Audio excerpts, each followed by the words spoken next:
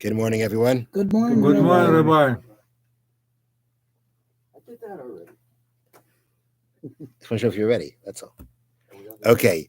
Perik, we're learning Mishnah Pesachim, Perik A, chapter 5, Mishnah Gimel, Mishnah 3. No, Mishnah 2. Sorry about that. Base, right? Mishnah Beis. Mishnah 2. Okay, quick introduction. Every carbon must have what's called zrikas dam, sprinkling the blood. And part of that process of sprinkling the blood, actually, call it the process of sprinkling blood, or let's call it part of what they call it as the sprinkling of the blood service, which we call the four avodas, the four forms of worship, and that is shechita, slaughtering the animal, catching the blood in a klisharis, in a sanctified vessel, taking it to the altar, then sprinkling on the altar. Those are the four services that are connected to the blood. There are other parts of the service, such as offering, right? Offering the parts on the altar, eating the parts when they're talking about carbonates that are supposed to be eaten. Those are also parts of the service of a carbon. But at the end of the day, if you don't have or do incorrectly one of the four services that we just mentioned, the carbon is no good. If for some reason you didn't eat the carbon, if for some reason the carbon wasn't offered, wasn't put up, the parts supposed to be put on the altar weren't put on there, the carbon can still be considered acceptable and kosher. But when we're talking about these four parts of the service, or these four services, these four parts of the avoda, which is referring to, the connections of the sprinkling of the blood, these four you got to have. These are essential. Now, there's a halacha that if you go ahead and while you're doing any one of these four services, you actually have a thought that is, call it inappropriate. It's not the proper thought involved in this carbon. So for instance, if let's say you're supposed to be bringing an ola, and when you slaughter it, you have in mind it's a chatas, or vice versa. Depending on what sacrifice it was supposed to be, depending on what you switched it for, one thing for sure, sometimes it's going to be invalid, and sometimes it's going to be valid, but the person who had to bring the carbon has got to bring another one. You will always be affecting the carbon. The carbon will be affected in some way. Sometimes the carbon is still kosher when, let's say, you had a thought for a different sacrifice that you were supposed to be bringing it for, meaning you can still offer it. A different It can still offer it.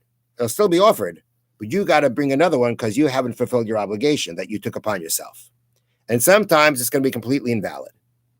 So now our Mishnah is going to be talking about what happens when you're dealing here with the carbon Pesach, right? That's what we're discussing now. The carbon, the Paschal sacrifice that was slaughtered on Erev Pesach and roasted on Pesach night, when it could be if it wasn't Shabbos, and eaten Pesach night.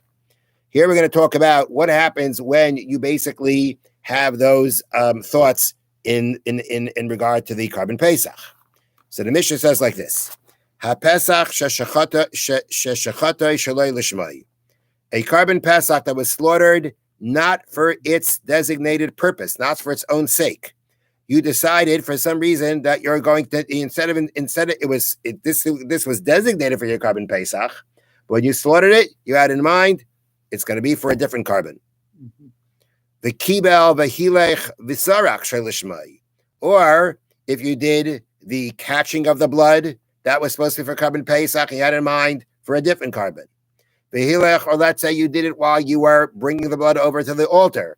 It was supposed to be for carbon Pesach, you had in mind for a different carbon. V'zarach shalishmai. Or let's say you sprinkled the blood not for its own sake. Again, it was supposed to be for the carbon Pesach, and you had in mind that it's meant to be for a different carbon. You're basically saying that, this was my carbon Pesach, but I'm sprinkling the blood for the sake of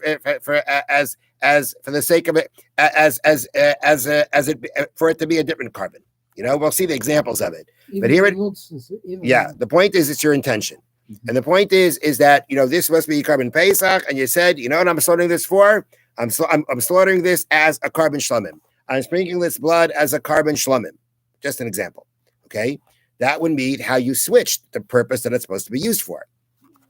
So if you did any one of these four parts of the service, not for the sake of the Karban Pesach, or you did it for its sake and not for its sake, you did it for Karban Pesach and something else, or you first did it for not for the Karban Pesach and then for the Karban Pesach, puzzle. They're all puzzle. That means in these last two cases, where you did it for both, means you basically in the same service during the Shechita, right? When I started the Shechita, I was shechting it for the Karban Pesach. And then I switched over during the Shechita for a different carbon. Or I started shechting it for a different carbon. And then before I finished it, I switched over to Karban Pesach. These are all going on in my head. All these things are going on in the person's head. During the first case of the Mishnah was I did the entire service, that entire part of the service for a different carbon. And in this case, I did it. So we're talking about within the same service, I switched. I either started good and went bad, or started bad and went good. In all these cases, by your Karban Pesach, puzzle, invalid, no good. It cannot be offered at all. Not only do you not fulfill your obligation, it is invalidated. You cannot offer the Karban Pesach. Now, Ketzad lishmai v'shaloi lishmai. What it'll be an example of where he started doing one of these parts of the worship for its sake, and then he did it not for its own sake. L'shem Pesach, l'shem Shlamim. An example would be, I started off having in mind that I'm doing it for the purpose of the Karban Pesach, and then I switch over and say, I'm doing it for Shlamim. I'm doing it as a Shlamim. It's a different type of carbon. Shaloi l'shmai v'lishmai. And what's the example where you started off not for its sake and then switched back to for its own sake? L'shem Shlamim. You first started doing whatever one of these four parts of the service. You started having in mind, let's say by the shechting, by the slaughtering. You had in mind, I'm slaughtering it. I started slaughtering it for the purpose that it should be a Karban Shlamim. And then I switched over by having in mind that it should be for Karban Pesach. Those are examples of where you switched within the same part of the service. And again, we say that it is invalid.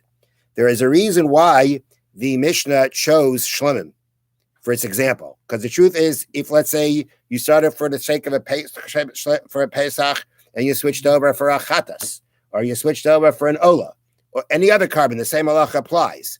The Mishnah chose Shlamim because a Karban Pesach actually is a type of Karban Shlamim. It actually, we could say that it falls under the general category of Shlamim because, or at least it can fall in the category of Shlamim because the halacha is that I believe this is the case. If let's say you designated an animal for a Karban Pesach, and for some reason it wasn't offered on Pesach, you offer it as a Shlamim. There are times where a Karban Pesach wasn't offered as a Karban Pesach. The animal was designated to be a Karban Pesach, and it wasn't offered for whatever reason. I don't remember the exact reason, but it wasn't offered. What are you going to do with it? You offer it as a Karban Shlamim. So that means that there is a connection between a Karban Pesach and a Karban Shlamim. It basically says that a Pesach is a type of Karban Shlamim, but not on the 14th, not on Erev Pesach. Not on when you're supposed to be bringing a Karban Pesach, when it's supposed to be a Karban Pesach, the sacrifice for Pesach, that's what it's got to be. And if you have in mind anything else, even a Karban Shlamim, when you're supposed to be doing Karban Pesach, it invalidates the entire carbon. Have a wonderful day. Thank you, Rabbi. Thank you, Rabbi. Well, when you say invalidates,